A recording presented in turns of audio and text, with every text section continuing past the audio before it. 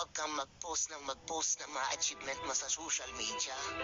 Mag-post ka ng mga alak, mga jokes, mga memes, para isipin nila na wala kang future. Kasi ang tao ngayon, ayaw nilang nakikita kang umaasenso. Succeed in silence. Tandaan mo, hindi nila masisira ang hindi nila alam. Huwag kang mag-post ng mga achievement mo sa social media. Mag-post ka ng mga alak, mga jokes, mga memes, para isipin nila na wala kang future.